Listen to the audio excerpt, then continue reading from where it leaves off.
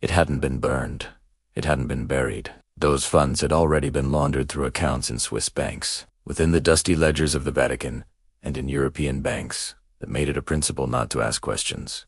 The Mafia didn't just build an empire on crime. They built a financial system, one that worked in such flawless harmony with the legitimate economy that, for decades, it was impossible to tell which was legal and which was criminal. Welcome to a world where money, power, and history collide, and where nothing is ever as simple as it seems. They all left rulers behind, but none left deep-rooted institutions. Even when Italy unified in the 19th century, Sicily remained poor, fragmented, and lawless.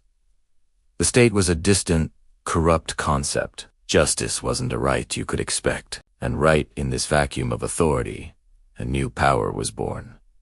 Not a government, but a network, a brotherhood that promised what the state couldn't: protection, enforcement, and silence.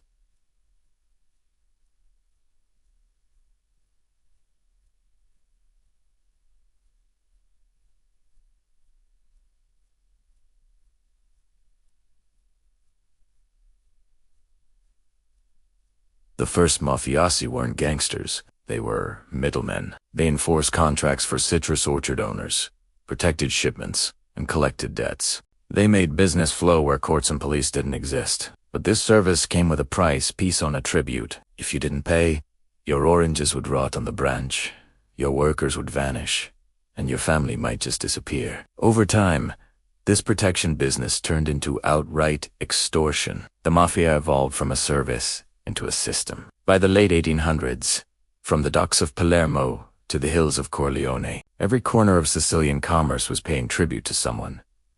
The Mafia didn't just steal, it managed. It became an invisible, parallel economy, and like any good business, it diversified. Cattle, land, smuggling. Money never sat idle. It was constantly turned into investment. Violence was their brand, but corruption was their business model. Then came Benito Mussolini. Thousands were arrested. Many fled. For a time, it seemed to work. The Mafia went underground, but it never died. Eat Hust, and 2 decades later, the war offered them an opportunity on a golden platter. When Allied forces invaded Sicily in 1943, they needed local allies. American military intelligence, in desperation, shook hands with the Sicilian-born New York mob boss, Lucky Luciano. The Mafia was back, and peacetime it was legitimized by war. After the liberation, reconstruction, money rained down on Sicily. Billions flowed from Rome and Washington, and the Mafia infiltrated everywhere. Politicians needed votes. Contractors needed security. Banks needed intermediaries. Those old rural gangs put on stylish suits and became businessmen. They built companies, won public tenders, and laundered money through real estate. The Mafia had evolved. They were no longer hitmen. They were The 1950s brought the sack of Palermo. While cranes filled the sky, the Mafia was literally robbing the city under the guise of urban transformation. The heroin trade made them a global player. By the mid-1960s, the famous French Connection was supplying nearly all of America's heroin, generating hundreds of millions in profits. And that cash needed to go somewhere. They funneled heroin profits into Swiss and Luxembourg banks through shell companies and anonymous trusts. They discovered that the true power of money isn't in spending it, but in hiding it. At the center of this storm was one bank, Banco Ambrosiano, Italy's largest private bank, with deep ties to the Vatican Bank. On paper, the Vatican Bank was a charity. Its chairman, Roberto Calvi, God's banker, built an offshore empire managing billions.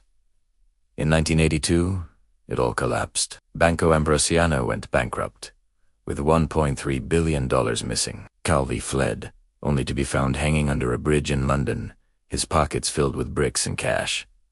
Suicide, the coroner said, but everyone knew it was an execution. The Mafia doesn't file lawsuits, it settles accounts. This scandal exposed a truth no one wanted to admit. The lines between organized crime, politics, and high finance had long since blurred. After the scandal, the Mafia shifted gears again. The violence of the 80s was bad for business. They invested in the stock market, real estate, global trade. By the 90s, Italian authorities estimated that organized crime generated over $100 billion a year, 7% of the country's GDP.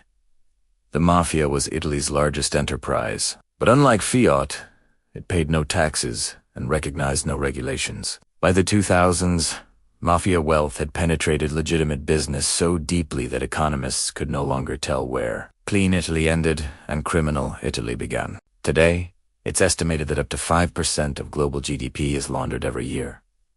Over $2 trillion. The blueprint they use is the exact one the Sicilian Mafia built a century ago.